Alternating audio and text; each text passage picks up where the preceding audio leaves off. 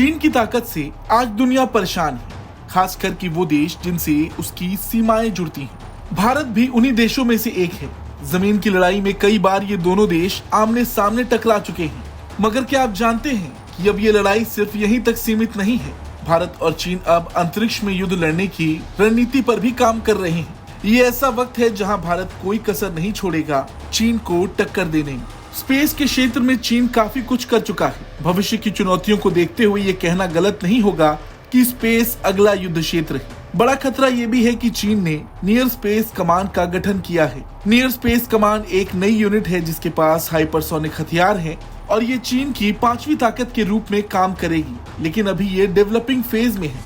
ऐसे में भारतीय वायुसेना की भी सोच है कि स्पेस में चीन की बराबरी की जाए और इसके लिए भारत ने एक रोड मैप भी तैयार कर लिया है। स्पेस के सिविल और मिलिट्री पहलुओं का आकलन किया जा रहा। इसका पूरा फ्रेमवर्क भी भारत ने तैयार कर लिया है। अगर सब कुछ प्लान के मुताबिक रहा तो अपनी नई भूमिका के लिए वायुसेना एक नए नाम के साथ सामने आएगी। खबर तो ये भी है कि डिपार्टमेंट ऑफ स्पेस एजेंसी की मदद से भारतीय वायुसेना अंतरिक्ष की तमाम जरूरतों को देखते हुए अपने कर्मचारियों को स्पेशल ट्रेनिंग देगी।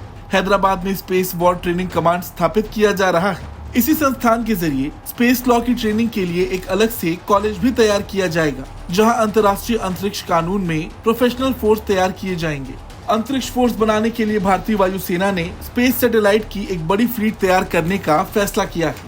अगर सब कुछ सही रहा तो इस योजना के तहत 31 सैटेलाइट वायुसेना के लिए छोड़े जाएंगे। इनका इस्तेमाल communication, weather prediction, real time surveillance, navigation जैसी गतिविधियों के लिए किया जाएगा। इनके लॉन्च में इसरो और डीआरडीओ की मुख्य भूमिका होगी। एयरफोर्स ने डीआरडीओ से ऐसे एयरक्राफ्ट पर भी काम करने का आग्रह किया है जो स्पेस में समान रूप से उड़ान भर सके।